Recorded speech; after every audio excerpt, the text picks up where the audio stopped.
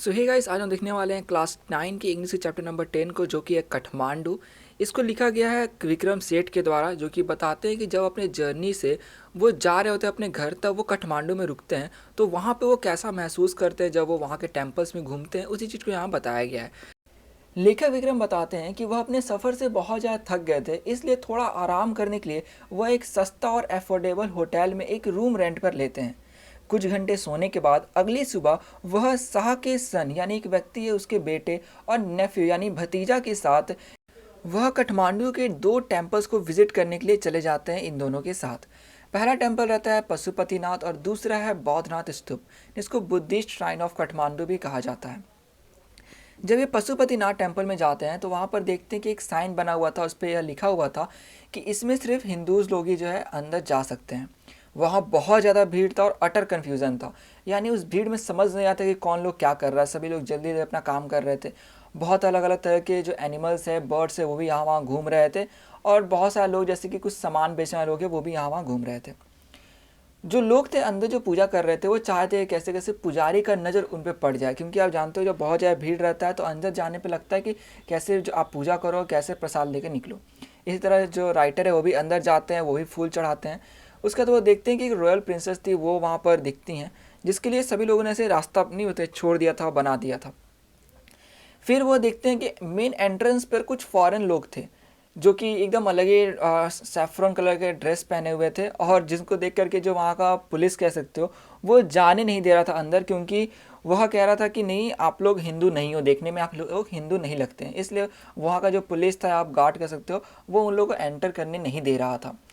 दो बंदर एक दूसरे से लड़ रहे थे, जिसमें से एक दौड़ कर जाता है तो वह शिवलिंग के ऊपर कूदता है। उसके बाद फिर वो देखते हैं कि एक होली रिवर यानी एक पवित्र नदी बागमती टेम्पल के बगल से ही फ्लो करती है, मतलब साइड से बहती है।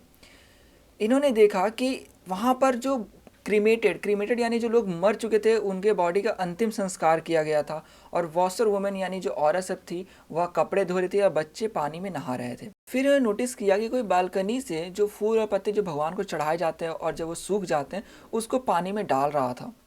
फिर यह बताते हैं कि ये स्मॉल टेम्पल या श्राइन को, जो कि आधा एक स्टोन प्लेटफॉर्म से यानी स्टोन पर टिका हुआ था, उससे आधा वो बाहर निकला हुआ था और वो किनारे पर था रिवर के।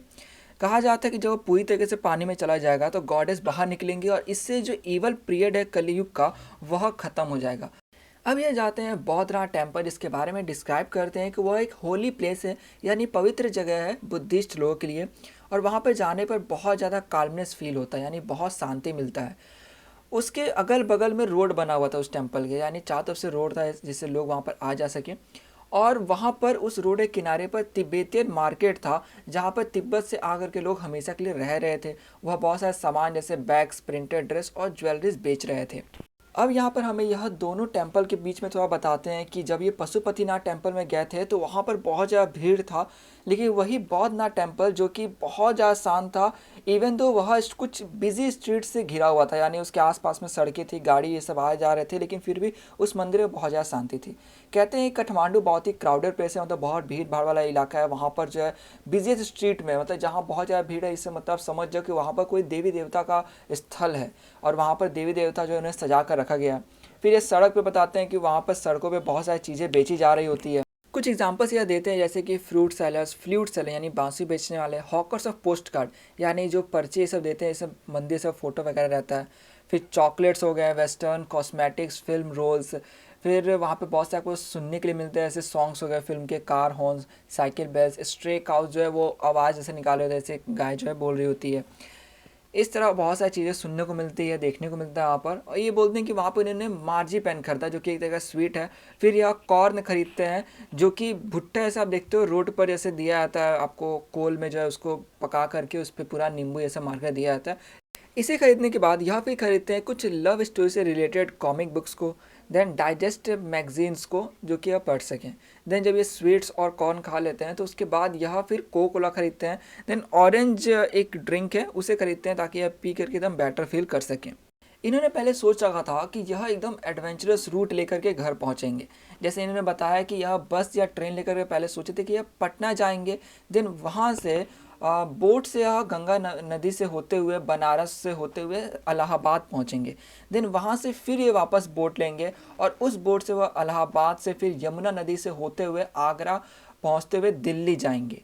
देन फिर वो सोचते हैं कि इतना जो प्लान रहता है इसको ये छोड़ देते हैं, क्योंकि ये पहले इतना थक गए थे कि इनका ये जो एडवेंचर ट्रिप था इसको रोक करके बस सीधा फ्लाइट ले लेते हैं काठमांडू से दिल्ली तक का। यानी समझ सकते हो, इतना जो इन्होंने प्लान बनाया था, अब सोचा था, वो सब खत्म।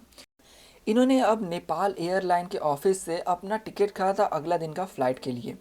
अब ये बताते हैं कि जब ये जा रहे होते हैं तो होटल के कॉर्नर पर एक फ्लूट सेलर था, यानी वही बांसुरी बेचने वाला। इन्होंने देखा कि उसने बहुत सारे फ्लूट रखे थे, जैसे मानो 50-60 फ्लूट थे, जो कि उसके बॉडी पे पॉर्क्यूपाइन की तरह से देखने में लग रहा था, जैसे कि उसके बॉडी पे कांटे की तरह होता है। इन्होंने देखा कि वो बहुत ही शांतिपूर्ण तरीके से फ्लूट्स को बजा रहा था और बिल्कुल भी ऐसा नहीं था कि वो ज़बरदस्ती अटेंशन किसी का चाहता हो, बल्कि अगर कोई बीच में आता खरीद लेता तो अच्छी बात है, अदरवाइज़ वो बजाता। और जब वो हल्का थक जाता तो वहाँ पर वो बीच बीच में ही अपने पास में उसका एक फ्रूट सेलर था, उससे वो बीच बीच में हल्का बात करते रहता, देन वो फिर बजाता। उसको देख के ऐसा लगा था कि मानो उसका वो रूटीन बेसिस पे वो करता है और वो बहुत सालों से ऐसा करता आ रहा हो, क्योंकि बहुत ही अच्छा वो बजा ले रहा था। उस बांसुरी बजाने वाले के पास बांसुरी में, जैसे आप देख सकते हो कि फ्लूट्स तो थे ही, कुछ और भी अलग क्रॉस फ्लूट्स, फिर रिकॉर्डर्स वगैरह भी थे। अब यह कहते हैं कि ऐसा कोई भी कल्चर नहीं है जिसका खुद का फ्लूट ना हो, जैसे कि इंडिया का बोलते हैं कि हिंदुस्तानी फ्लूट है या डीप बांसुरी। देन आगे कुछ और भी एग्जांपल इन्होंने दिया था, जैसे कि रेड नी, रिकॉर्डर, ये सब फ्लूट हैं। जैपनीज साराहूची, इस तरह साउथ अमेरिका फ्लूट है ब्रिदी फ्लूट, चाइना का है चाइनीज़ का हाई पिच चाइनीज़ फ्लूट, इसी तरह और भी बहुत सारे फ्लूट्स के नाम बताते हैं। आगे बताते हैं कि जितने फ्लूट्स हैं उनको बजाने का जो तरीका है पूरे यूनिवर्सिटी में, कि उसे जो है ब्रीथ के द्वारा, यानी फूंक करके, जैसे सांसों के द्वारा जो है उसे बजाया जाता है। यहाँ बताते हैं कैसे जो बांसुरी हो गया उसे मुंह से बजाया जाता है। देन उसके जो भी होल्स हो गया उस पर उंगली रख करके आप अलग अलग साउंड्स निकाल सकते हैं, जैसे कि आपने बजाया भी होगा इसको। इसी तरह जितने भी प्रकार के जो अलग अलग फ्लूट्स हो गए वो लगभग या सभी ऐसे ही काम करते हैं, सभी इसी तरह जो है बजाए जाते हैं। इन्होंने एक और बात कही कि जितने भी बांसुरी हम लोग बजाते हैं तो वो जो साउंड मर्ज जो कि निकलते हैं बांसुरी से, वो एक बहुत ही कॉमन साउंड है। जैसे कि ह्यूमन वॉइस एक कॉमन साउंड है जो कि हर जगह सुनने को मिल जाता है, इस तरह बांसुरी भी है। आप मैक्सिमम जगह देखोगे तो बांसुरी की आवाज़ जो है आपको सुनने को मिल जाएंगे, और ऐसे जगह पे जो बनारस जैसे जगह होगी यहाँ पर तो और ज़्यादा। इन्होंने कहा कि पहली बार यह बांसुरी की उसी आवाज़ से इतना ज़्यादा सरप्राइज हुए थे, क्योंकि देखो ये बोलते हैं कि पहले भी इन्होंने बांसुरी का आवाज़ सुना हुआ है, जैसे कि यह पहले भी किसी बाहर अब्रॉड गए थे तो वहाँ पर भी इन्होंने बांसुरी का आवाज़ सुना था, लेकिन एकदम कैजुअली इन्होंने सुन लिया था, इतना ध्यान नहीं दिया था। लेकिन पहली बार ये कहते हैं कि इन्होंने इतना डिटेल में बांसुरी का जो है आवाज़ उसको सुना है। तो ये था पूरे इस चैप्टर में इन्होंने यही बस बताया कि जब ये काठमांडू गए थे तो इन्होंने क्या क्या एक्सपीरियंस किया। तो आशा करो आपको वीडियो अच्छी लगी हो। वीडियो अच्छी लगी तो प्लीज़ लाइक कर दे, दोस्तों से शेयर कर दे, और जो भी लोग वहाँ से बिलोंग करते हैं प्लीज़ कमेंट करके जरूर बताएं। तो इस वीडियो में सिर्फ इतना, मिलते हैं अब नेक्स्ट चैप्टर के वीडियो में।